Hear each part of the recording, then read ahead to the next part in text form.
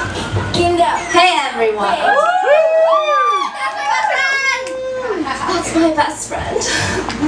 My name's Skye. As you heard, I just want to make it really clear to everyone that I didn't ask to be in this. I was invited by Elliot, and I would never want to disappoint Elliot. So here I am. Please laugh. Thank you. I have notes. So, I don't know how many of you in here follow my Finsta. I do, yeah. I talk a lot about my childhood trauma. We're gonna do a little bit of that tonight. Yeah, she does. Yeah. Just the highlights, though. So, after my parents got divorced when I was like, I don't know, before kindergarten, I lived with my Korean dad and grandma after that. And it was a really unique experience, mostly because my dad was working really hard to break cultural stereotypes and barriers, the model minority idea, by dealing drugs. And dealing drugs badly. So, you know, like on again, off again relationships. I had some of that with my dad, but it was like a in again, out again of prison. So, you know, and with all of like the current media about drug lords like Pablo Escobar tier drug lords that have $1 million mansions, it really makes me think, like, couldn't he have at least tried a little harder? Like, maybe I wouldn't be so disappointed with his irresponsibility as a father if I had, like, a lazy river in my backyard. I don't know. But regardless, I was still always so stoked on Christmas. It literally filled me with the utmost joy. I didn't stop believing in Santa until I was 10, which might sound old, but, you know, compared to all the non-believers that I was surrounded with, my faith was undying. And, you know, I had my dad's first Christmas in jail, like, baby's first Christmas, dad's first Christmas in jail, and I felt a little anxious about Christmas. You know, the talk of the non-believers were really making me think maybe it is all just my dad. So I thought it's really time to prove to Santa that I'm serious.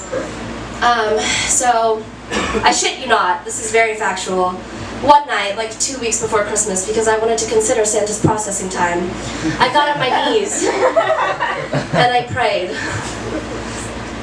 Dear Santa, you know, I know it's almost Christmas, and I know my dad hasn't been the nicest this year.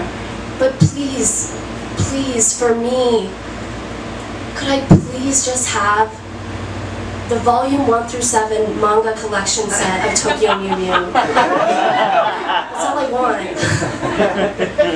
Why wouldn't I pray to Jesus, the reason for the season, to get my dad out of jail? I mean, how could we get through this impenetrable failure of a prison system, am I right?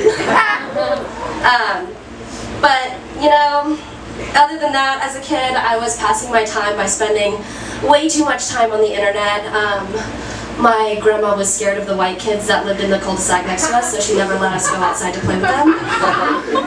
So I was learning a lot of important things, discovering a lot of the things that early 2000s internet had to offer, like the budding of social media networks, MySpace. I was a MySpace bitch.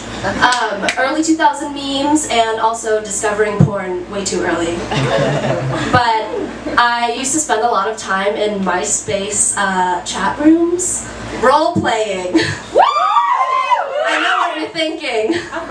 We've got a weeaboo on the premise. But no, I wasn't spending my time doing weird role-play things like as a really hot anime girl. Rather, you know, it was just an opportunity for me to step out of the reality of me being an awkward, chubby Korean girl and into this alter self. She's French, she's elegant, she's really cute, and she wears a blue bow in her hair. And her name is Bijou. And Bijou is actually an animated character from the cartoon series Hamtaro. It's just about a bunch of hamsters that are best friends.